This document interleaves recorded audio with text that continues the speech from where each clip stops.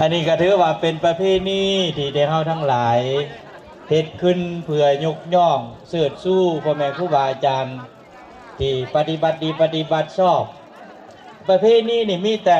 ไอ้คนลาวเฮานี่ได้เป็นที่เฮ็ดประเพณีโหดสงฆ์เทราพิเศษกนี่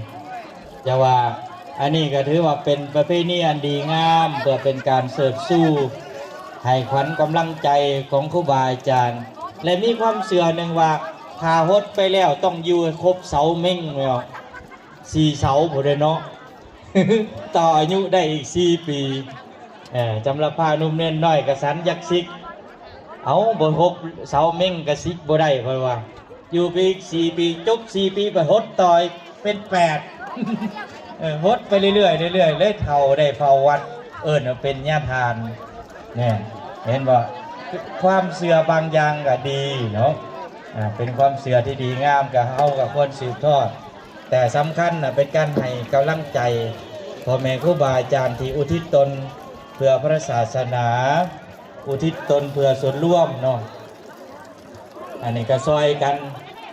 หักอนุรักษ์รักษาให้กำลังใจว่าส่งเสริมคนดีอย่างพระเดชพระคุณญาณนุกรนี่เป็นพระที่ปฏิบัติดีปฏิบัติชอบนำออกตนญาติโยมสร้างสาพัฒนา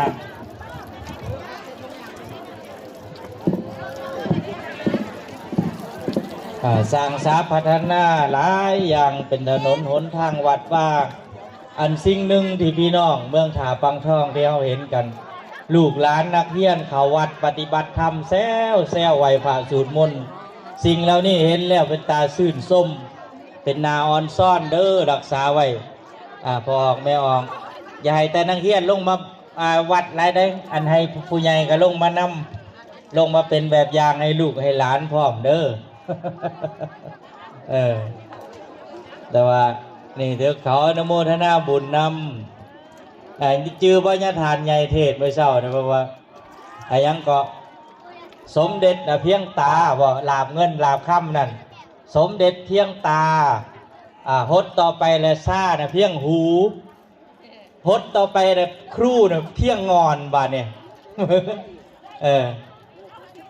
หมายถึงว่าแทกเอาแต่ข้างในขึ้นว่าคดข้างทำบิดว่าสำเร็จหรือสมเด็จแทกเอาแต่ข้างขึ้นมาหอดตาลาบเงินลาบค่ำนั่นพดข้างต่อมาว่าเป็นพระชาหรือเป็นชาแทกเอาแต่หูซ้ายหอดหูขวาแทกเปลี่ยนทิศได้บัดนี้ได้